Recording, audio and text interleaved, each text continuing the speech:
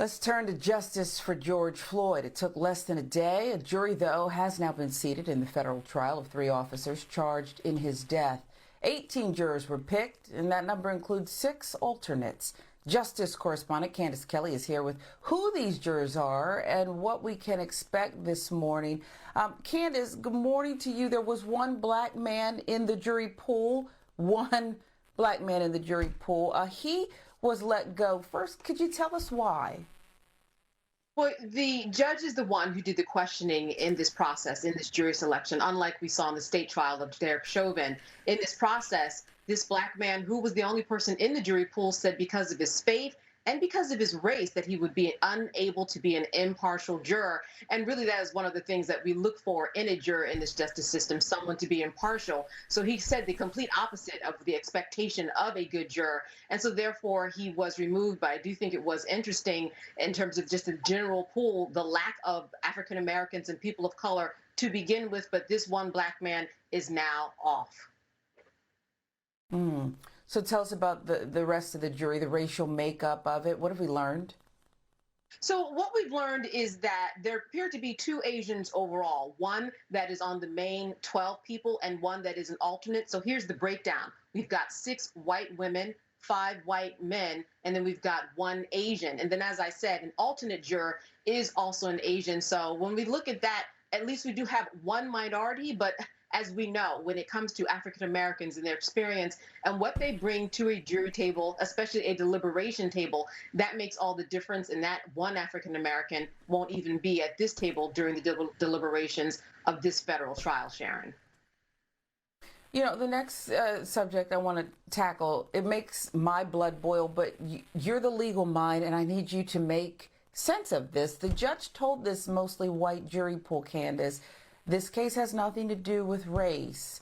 Why say that? As a black American, a lay person, it's difficult to hear.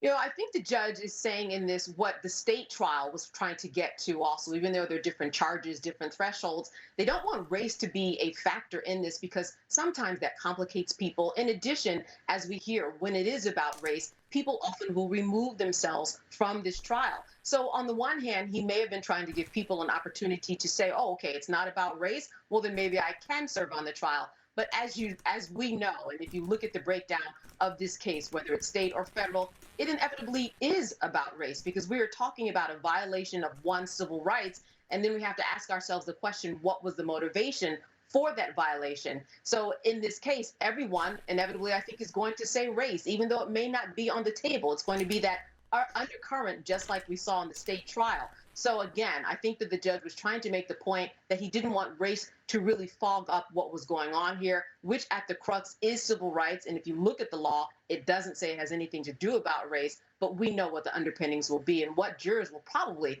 have on their mind during this trial, Sharon.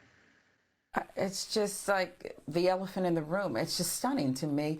The opening statements, they'll start Monday. What does the prosecution have to prove at the federal level? So when we look at the state charges of Derek Chauvin, and we need to start there, we're looking at someone and what he did do. He put his knee on the neck of George Floyd for 9 minutes.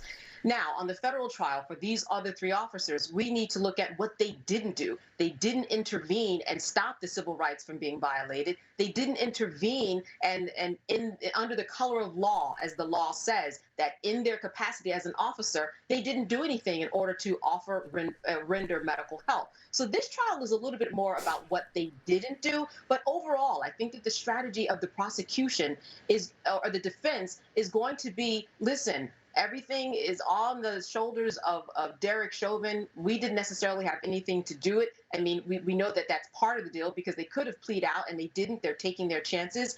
But it is going to be difficult for the prosecution to say that what they did was willful. And that is a part of the charge in the indictment here. Did they willfully do this? And they have to get into the minds of the officers. And that's ultimately, Sharon, what they're going to have to prove starting on Monday because that jury selection is done. Opening statements get underway on Monday. All right, Candace Kelley, thank you. We'll be looking for your insight throughout this one. It sounds like you are saying, indeed, prosecution has an uphill battle. Thank you, Candace. Yes. Mike?